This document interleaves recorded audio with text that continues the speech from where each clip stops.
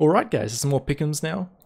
Last round I'd say didn't really go my way. Renegades and Misfits didn't really live up to what I was hoping they would do, especially the Renegades. I mean, watching them was frustrating, to be honest. As an Australian, I was getting a little bit tilted there.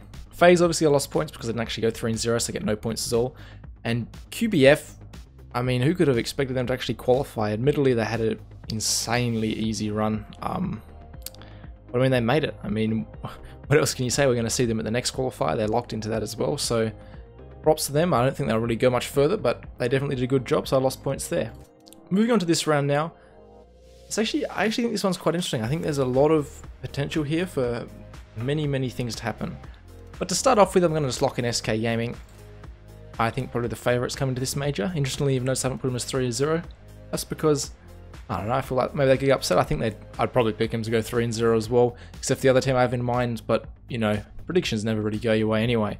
So moving along now, I think I have to put FaZe in. They look very rough, I'm not going to lie, in the prelim stage. Obviously, they lost that game to Vega, but besides that, I mean, I don't know, the Liquid game, I mean, obviously they won these games quite convincingly. I don't know, just what I saw looked a little bit rough. I didn't get to watch everything. The time zones in Australia aren't that good, but I mean, you can't go past them, obviously. Number 2 in the world. I'm not gonna try and fathom anything there. So, keep moving along. Who have I got next?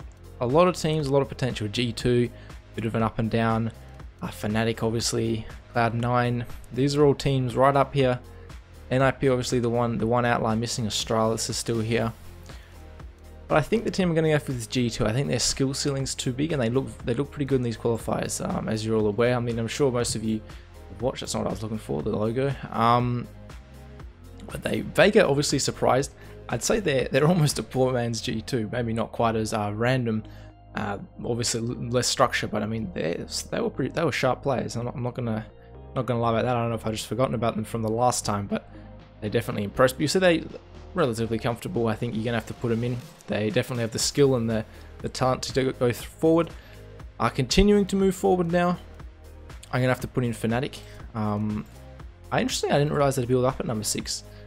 I obviously aren't keeping tabs on the games, but I think they're losing to teams like FaZe. I mean, 2-0. These are strong opponents, but I swear that button always just works second time. But whatever. I mean, they're beating teams like Optic, Astralis. These are all best of ones, obviously, but I mean, they're getting the job down. The Hellraiser's loss isn't the best. Space Soldiers, actually another team that just qualified.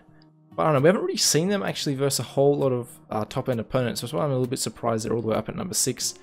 But I think this core is obviously a very experienced core with JW, Crimson, Flasher. I think the in-game leader is doing a good job for Fnatic. They're getting a bit more structure. They've given him the reins. I think they're really listening to him. So I'm hoping they can come through, as they're always an interesting team to watch. If you get JW back in old JW form, it's always a very entertaining game. Now, moving on here, you've got a lot of picks. I mean, Mouse Sports, you may say, Virtus Pro. I mean, who knows what the heck they're going to do. Obviously, I've still got Astralis coming in. Big, I don't really think they're going to do anything. Cloud9, North have been really struggling, but I'm gonna lock in VP here. I don't know. I'm feeling major VP. They're coming back. Obviously they dropped all the number 10. They're very streaky. This is my gamble pick. Maybe it's a little bit of a fanboy pick, but I mean, these results aren't. I don't know. They're not. Yeah, that button doesn't work the first time, but whatever.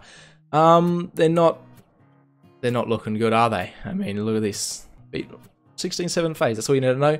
Straight away, they have to be here. That's enough. That's all we're going to talk about. Don't listen to me. Don't pick VP.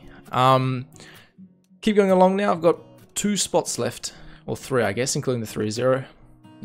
Mostly probably worked out. I'm going to put Astralis here. That's why I haven't put them in yet. I think Astralis, they always look good in the group stages. They always have. Even when they were back to being accused of this, these choking factors and stuff, they always come out very strong in the group stages. I think Device will be hungry after his sickness. I'm presuming he's got his form back. I hope he has. And I think he's always very steady in the group stages, and he is throughout the whole tournament now. He always has been. I think they're just gonna chug along, get their wins, play their very structured CS, and unless possibly they come against maybe FaZe or SK, possibly G2. I don't really see anyone else interrupting them, so they're going to be my 3-0 pick. So there's me 2 more spots left. Team Liquid with Zeus. I'm not going to go with Vega. They were very impressive. I think a lot of people are shocked, a little bit shocked at how well they played. I don't think they're going to go any further. I think just their lack of how they play together as a team. They don't seem to have good enough structure. I think against some of these better teams, they'll struggle.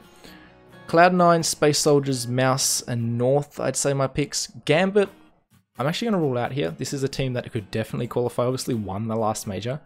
But, I mean, it's all green here, but I don't know. I feel like they've been struggling a little bit since Adren took over as in-game leader. His form plummeted a bit. Even without it, he's not even doing it at the moment. I think it's Fitch. Don't quote me on that. But, I mean, they have been struggling. Excuse me. Haven't played a lot recently. I don't know. I'm just gonna take the gamble they don't make it. I think they definitely could. So not a bad pick there. I'm gonna go with Mouse Sports. They've been performing recently. They looked a little bit shaky at the qualifier, but besides that, I'm not overly concerned. I think they could possibly drop off before the qualifier. I would have actually been more confident in them making this. But some of these losses were definitely a little bit iffy for me. I mean, losing to Space Soldiers in overtime. I think Space Soldiers obviously a decent team, but not the level I'd expect Mouse Sports to be at. And yeah, I mean, they dealt with Renegades quite well here. Got smashed by Cloud9. That's a bit of a concern. But I mean, that kind of leads into my next point. My last pick is going to be Cloud9, which leaves out a couple of big names you maybe expect me to put in. Well, maybe one. I already explained Gambit, but North. I think Na'Vi, a bit shaky. Space Soldiers as well. Definitely, I just don't think they have the experience to go into the Legends stage. So North is the one team I've left out, which is probably the big hitter. Team Liquid, I think, with Zeus, as I already said. So why have I left North out? Honestly, I just don't think they've shown, or end of last year, that they haven't been able to adapt to what's been going on in the meta. You see loss. I mean, results are one thing, but if you watch them play, and even just their vetoes, I mean, some of this comes back to MSL. I think he's a good in-game leader. He knows he's talking about. He's almost stubborn. He refuses, I think, to adapt new things and really take it to the opponent. He wants to play his maps. And I think this could hurt him here in this best of one, especially best of one upstage. They're obviously very structured, like Astralis. All the Danish teams are. And that's just my feeling. I'm not going to go too deep into it. Not try and bore you too much, but the results definitely haven't been good recently, and I think that might continue here. So my 0 and 3 pick, I have to keep it going like this. Obviously, as I said, they've gotten through, shocked everyone. I had them in my 0 and 3 pick last time. They're not even going to be here. How am I going to find them? But you look at the teams they versed. None of them were good. I'm just gonna. That seems a little bit harsh. But if you look at it, they beat Vanguard. My memories not having right. Envious with their RPK in just basically. I don't even think he played this game, did he? Or was it the one after? He was incredibly sick, as you all know already. No, he didn't play this one. So they had Malik playing. He only got 5 kills. I mean, even then they still got 12 rounds. Scream went absolutely bananas, but he obviously was not happy about it if you follow his Twitter. So then they beat Flash, and I mean, I don't think this is going any further. This is my PickEms. Probably the one that's the riskiest is Virtus Pro, maybe a little bit of Fnatic in there. I think the rest of them are relatively safe. Astralis, I said, always very consistent. But that's it. Comment below what your picks are. If you think I'm wrong, what do you reckon about VP? That's the talking point here. You think we're going to see major VP? They're going to turn up for this tournament? That's up to you. Obviously, straight away they have the easy pick in mind. They get a nice little warm-up game. I think they might be able to use that. Get the ball rolling, the Virtus plow going. But yeah, let me know, guys. Make sure to check out my other content, and I'll catch you guys later.